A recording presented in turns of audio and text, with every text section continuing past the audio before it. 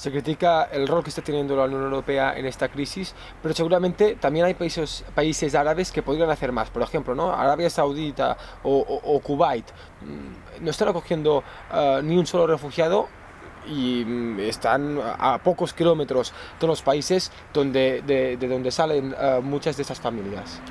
Pues sobre eso no te puedo decir porque no conozco lo que están haciendo esos países realmente.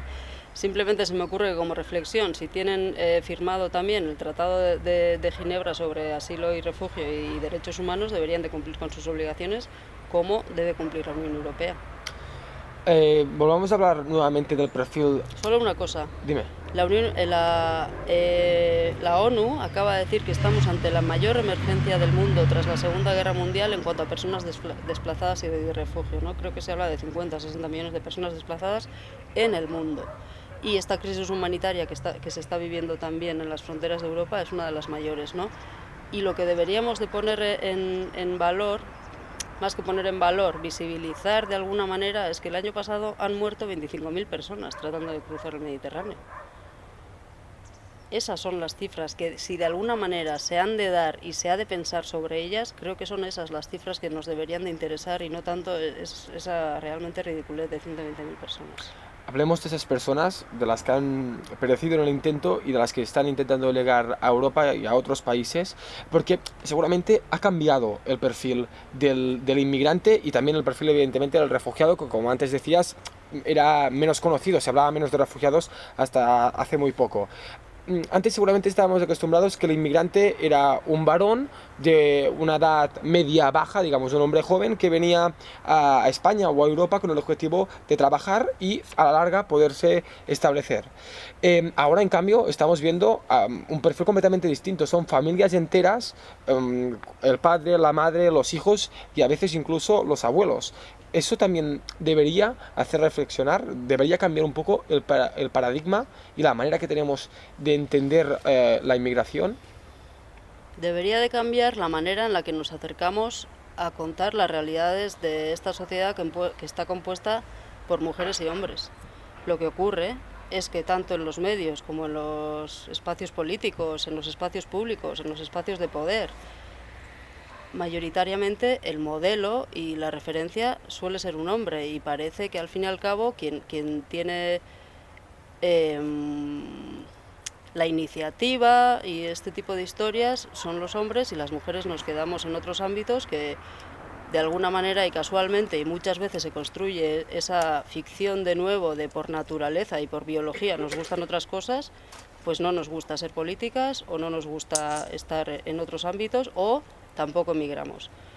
Pues eso no es cierto y eso no es de ahora. Las mujeres han emigrado siempre, como los hombres. Otra cosa que tenemos que tener en cuenta es el tema de la desigualdad de género. Entonces, si en un momento dado las mujeres emigraban menos, habría que pensar por qué emigran menos, ¿no? No es una cuestión de naturaleza o, como te digo, biológica, ¿no? Que ellas prefieran quedarse en casa, mientras ellos son los sujetos activos y quienes toman la iniciativa y quienes parten a otros países para buscar un trabajo, para enviar dinero a sus familias, para mantener a su mujer e hijos. Eso no es así. Es así en muchos casos, pero es un estereotipo. Como todos los estereotipos, es una realidad que existe, pero es una realidad, no es la única, no es la generalidad. Hay muchos modelos. Una y, por realidad ejemplo, magnificada. magnificada, exagerada y que no es verdad en ese sentido, ¿no? Que no se ajusta a la realidad. ¿Qué ocurre? Que, por ejemplo, ya desde hace tiempo, por fin, por ejemplo, se han empezado a estudiar las migraciones de mujeres y vemos que ahora mismo la tendencia, si miramos a América Latina, es que son más las mujeres que emigran que los hombres. Y eso hay estadísticas que lo corroboran. ¿Qué ocurre? Que se las ve menos y se las estudia menos y se las visibiliza menos y interesa menos, pero eso ocurre también, por eso te hacía esta introducción, al fin y al cabo, si tú abres un periódico y simplemente te fijas en las fotos, dependiendo de las secciones del periódico, aquello es como una sociedad vasca de estas donde no pueden entrar las mujeres. Solo vemos hombres o muy pocas mujeres, ¿no? ¿Y eso es real? Puede ser real. No hay mujeres. ¿Y por qué no hay mujeres? Preguntémonos. Y como periodistas, intentemos buscar otros temas, intentemos dar voz a las mujeres. Es lo que ocurre con las minorías también, intentemos visibilizarlas, porque al final, si no, lo que estamos construyendo es una idea equivocada y negativa de lo que, y no normalizamos las cuestiones. Volviendo a las migraciones de mujeres, han existido siempre y es mínimo el 50%. Está bastante equiparado, ¿no?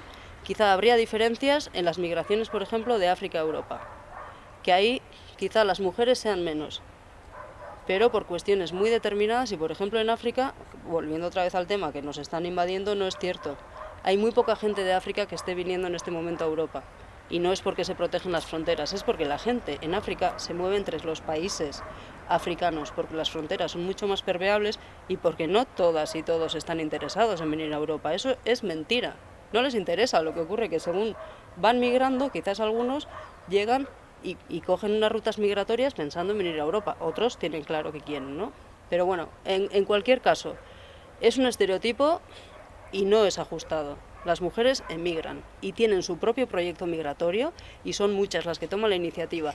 Y esa idea de las mujeres como las que esperan y las pasivas y los hombres quienes son que toman la iniciativa y emigran no se ajusta. Y tampoco creo que sea una cuestión casual, ¿no? No estoy diciendo que todo esto sea una conspiración montada todo el rato, sino que al final son cuestiones que se reproducen y seguimos reproduciendo y que perpetuamos de alguna manera, ¿eh? Y en el caso de las personas refugiadas, a mí me está llamando mucho la atención, quiero decir, no es ahora, con las personas refugiadas que están llegando mujeres, y me está llamando mucho la atención, me parece muy curioso, y depende del día, me molesta o me hace gracia. Por ejemplo, esa imagen, ¿no? Esa imagen que hemos visto del dibujo del hombre, la mujer y el niño o la niña, ¿no? Que cogidos de la mano, corriendo, bueno, personas que están huyendo de algo, ¿no? A mí me parece muy significativa porque es el hombre el que está primero dibujado y luego está la mujer que es quien lleva a la niña, ¿no? O al niño. Primero, es una familia al uso tradicional. No, yo creo que nos evoca el tema de una familia tradicional, cuando para mí la familia no es eso en absoluto, las familias también han cambiado. ¿Y por qué tiene que ser una familia así, no? Creo que seguro que en esa población que ahora mismo está buscando refugio hay una inmensidad de casos muy diferentes. Una vez más, aquello también existe, pero no... Que no responde al patrón tradicional. Sí, pero no estamos viendo familiar. otra vez la diversidad, ¿no? Y es lo mismo. Y están huyendo familias. Y familias, eso, por supuesto, padre, madre e hija. Bien, busquemos otras historias. Ahí, por ejemplo, tenemos un filón en buscar otras historias de personas refugiadas que están migrando y contemos su realidad.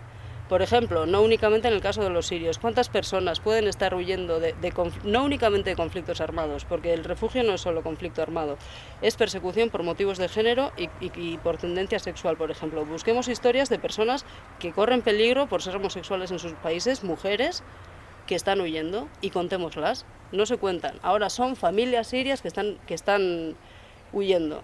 Una vez más, sigamos contribuyendo a esa imagen de familia tradicional heterosexual. Busquemos otras cosas. Y las mujeres no acaban de empezar a migrar, eso es mentira. Siempre han emigrado. Lo que ocurre es que hay una tendencia a invisibilizar esas cuestiones. Pero creo que es algo que también responde a cuestiones generales, más profundas. Anaitze Aguirre Larreta, especialista en medios y minorías etnoculturales y participante del Observatorio de la Diversidad y de su Racismo. Muchas gracias por acompañarnos. A ti por invitarme.